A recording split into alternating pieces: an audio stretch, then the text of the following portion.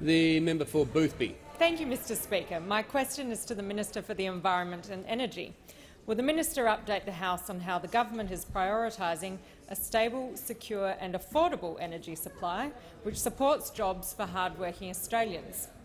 What hurdles stand in the way of providing a secure and affordable electricity supply to families and businesses in my electorate of Boothby and elsewhere?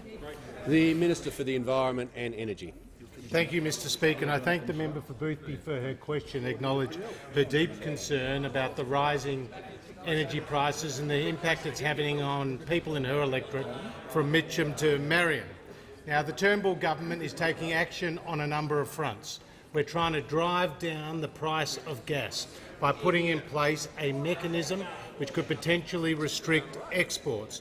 We've also put in place new regulation around the transportation of gas on pipelines from August the 1st, the most significant reforms in more than 2 decades. We're also taking action to stop energy companies gaming the system. That is why we took action to abolish the limited merits review process, was giving the network companies a free option and leading to billions of dollars of higher energy bills for Australians. And that is why the Labor Party have left it to us, because they didn't take any action when they were in government.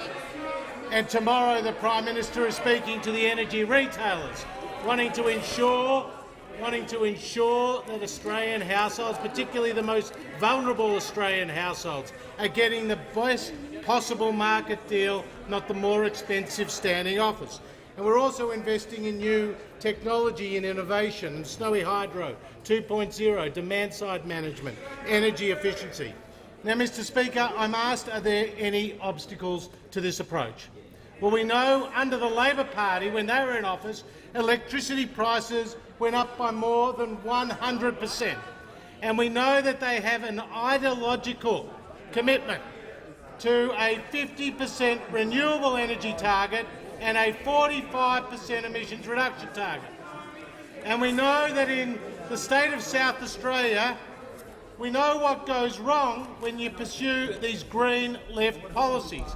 Indeed, they have the highest price and less stable system in the national energy market. Now, Mr Speaker, what is the inconvenient truth of South Australia's energy system?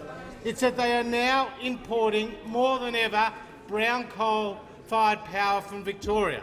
It's now that they have to spend hundreds of millions of dollars in building a new gas-fired generator. And it's now clearer than ever that they have to spend $110 million on diesel generators that don't work in warm temperatures, Mr Speaker. Diesel generators that don't work in warm temperatures.